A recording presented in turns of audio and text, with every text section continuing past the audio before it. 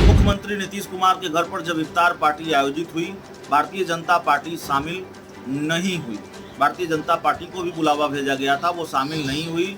BJP ने backout किया और ये कहते हुए बैकआउट किया कि एक तरफ बिहार में हिंसा हो रही है, दूसरी तरफ नीतीश कुमार इफ्तार पार्टी आयोजित कर रहे हैं, इफ्तार पार्टी कर रहे हैं। नमस्कार, आप देख रहे हैं धा न्यूज और मैं हूं अभिषेक मिश्रा। रमजान का पाक महीना चल रहा है और रमजान के पाक महीने में इफ्तार पार्टियों का आयोजन होता है, इफ्तार पार्टियां आयोजित की जा रही है। सियासत की इफ्तार खूब चर्चा में है, राजनीति की रफ्तार इस इफ्तार की वजह से बढ़ रही है। तो सियासत की इफ्तार की चर्चा करेंगे और सियासत की इफ्तार की हम चर्चा लगातार कर भी रहे हैं। राजनीतिक दलों की तरफ से इफ्तार पार्टी दी जा रही है और उस इफ्तार की वजह से बिहार की राजनीति गर्म भी है। तो एक ऐसी ही खबर लेकर हम आपके सामने आए हैं जिससे बिहार की राजनीति की गर्माहट और बढ़ गई है। दरअसल एक तरह से कहें तो जेडीयू ने बीजेपी की पोल खोल दी है। मामला ये है कि देखिए, मुख्यमंत्री नीतीश कुमार के घर पर जब इफ्तार पार्टी आयोजित हुई, भारतीय जनता पार्टी शामिल नहीं हुई। भारतीय जनता पार्टी को भी बुलावा भेजा गया था, वो शामिल नहीं हुई। बीजेपी ने बैकआउट किया और ये कहते हुए बैकआउट किया कि एक तरफ बिहार में हिंसा हो रही है, दूसरी तरफ नीतीश कुमार इफ्तार पार्टी आयोजित कर रहे हैं, इफ्तार पार्टी कर रहे हैं।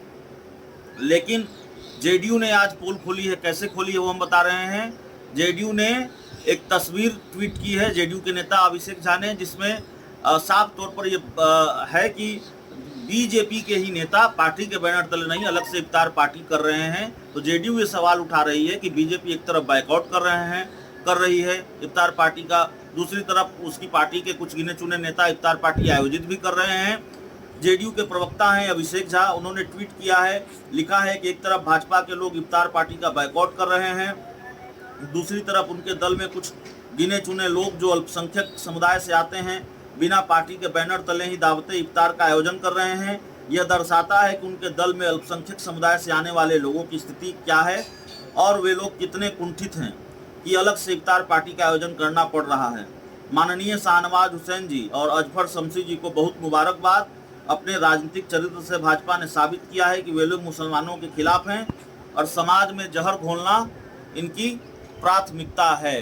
तो इफ्तार के बहाने खूब सियासत हो रही है बिहार में और इफ्तार के बहाने सियासत इस बार तब शुरू हुई जब लाल किले जैसा मंच बनाया गया जेडीयू के एमएलसी खालिद अनवर की तरफ से। उन्होंने इफ्तार पार्टी आयोजित की थी, मुख्यमंत्री नीतीश कुमार का उसी मंच पर स्वागत किया। इफ्तार पार्टी में नीतीश कुमार शामिल हुए और नीतीश कुमार के राजनीतिक विरोधी हमलावर हो गए कि भाई असली लाल किले पर नीतीश कुमार झंडा तो नहीं फहरा सकते, प्रधानमंत्री बनने का सपना पूरा नहीं हो सकता, तो नकली लाल किले पर झंडा, नकली लाल किले का सहारा ले रहे हैं। तो इस तरह की सियासत इफ्तार को लेकर होती रही है।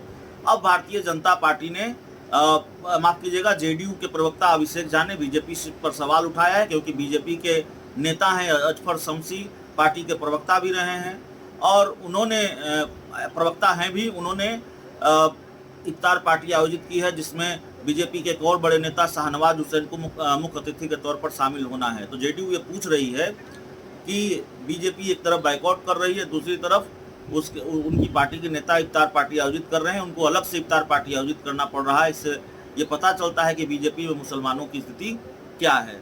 और जेडीयू के प्रवक्ता अभिषेक झा ने इफ्तार पार्टी आयोजित करने वाले अजफर शमसी और उसमें शामिल होने वाले शाहनवाज हुसैन को मुबारकबाद भी दी है। बहुत बहुत धन्यवाद।